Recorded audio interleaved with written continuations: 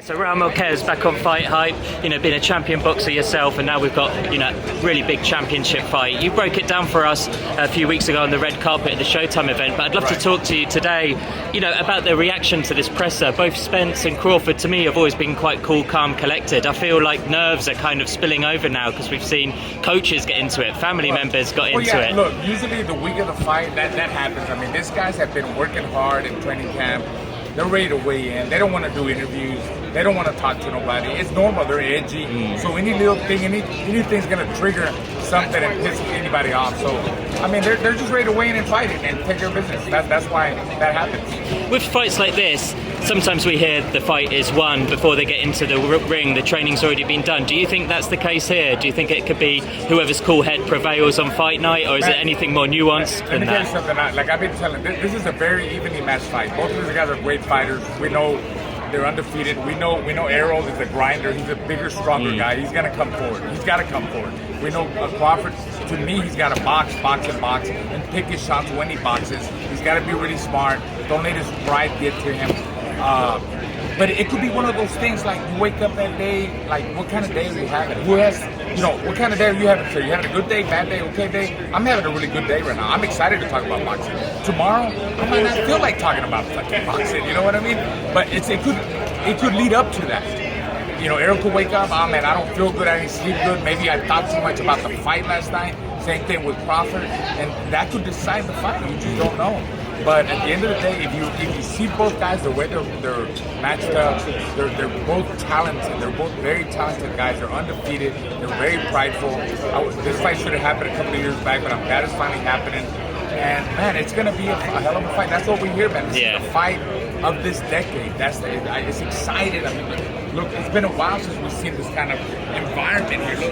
Look at the press room is packed. The crowd is talking about it. People at the airport were recognizing me, asking me about the fight on the plane on the way up here. So that's what makes this kind of environment. It makes it exciting for people to want to see. You mentioned Spence being the bigger guy. Are you kind of surprised how much bigger he looks than Crawford already? We'll see more at the weigh-in. Obviously, they'll weigh the same, but on fight night, Spence could probably rehydrate quite a lot more. He looked big at the workouts last week in Vegas. I know Spence since he was an amateur, and I told you I know Derek James too. We won the National Junior Olympics together in 1987. And by the way, I'm proud of Derek. Like, look where he's at now. I'm very proud. I support him, Texas boy. But Errol, man, he gets up big. He goes up big. He's probably the Charles brothers. Even the 160 counter, and they get big too. So yeah, he's naturally for sure the bigger guy. It wouldn't surprise me when he gets in the ring, man. He might be like 170. Yeah. 175. And that makes a big difference. Do you think it'll be a pro-Spence crowd on fight night? I think it's kind of tilting that way from what I've seen so far at the public events. Obviously, the presser just now was a closed event, mainly only to family members and media. But do you think it'll be pro-Spence at the T-Mobile Arena on Saturday? Yeah, I think so. But I know Crawford brings in a lot of fans too. He's from Nebraska. I mean, I'm sure he's got a lot of people from Nebraska coming, but he might even up a little bit. But I think it's going to be Spence, the one that people are going to favor. And you mentioned Jamel and Jamal. With Jamel moving to 168 for Canelo, win or lose there, I think he'll probably go to 160 after that. It kind of frees up the belts at 154. Spence has already said this is most likely his last fight at 147. So, how do you think he'll compare? How do you think he'll be able to compete at 154? Do you think will it be strap season all over again? Oh, absolutely. I think he'll do great at 154. And I mean, he's been waiting to move up to 154. He's been in this weight class ever since the Olympics. So it's time for him to move on. He's 33 years old. You don't make weight the same. Like I tell everybody, every 10 years, like I'm 50, 51. 10 years ago it was easier to make weight, and 10 more years it'll be a lot harder to make weight or try to maintain myself in some kind of condition. And so, yeah, for Errol, 154 is time for that, and I think he'll do very well. Yeah. And for you, we just saw Naoya Inoue destroy, Stephen Fulton, and there's claims that he's now the pound for pound number one. But I've spoken to a few people this week; they think it's kind of still up for grabs, depending on who wins on Saturday between Spence and Crawford. Who do you think? Do you think that's the case? Do you think Inoue is number one regardless of what happens Saturday night, or do you think say if Spence wins by KO, Crawford gets a good finish? Do you think those guys deserve the number one in all sport? It's a matter of opinion, but it'll be hard to beat Inoue's performance. In a way, it'll be hard to beat Inoue's performance. I mean, he was a monster the other day. Like, he surprised me, man. Like, explosive power, speed. Like, Stephen Fulton, I expected more out of Stephen Fulton. He's a warrior. I mean, it's hard to go over there on the other side of the world and win too. But you know, he did that. He was up for the challenge. But I thought he would do more. He's a good fighter, man. He's from Philly. You know, he's willing to go toe to toe. He's a good boxer, puncher. He's got really good skills.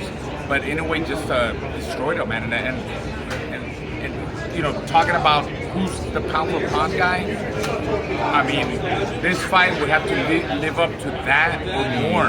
And it's hard. We'll see. I don't know. Like, it would have to be this dramatic knockout in the, you know, second part of the fight, or maybe like an early knockout by Crawford or Spence early on that would beat something like that.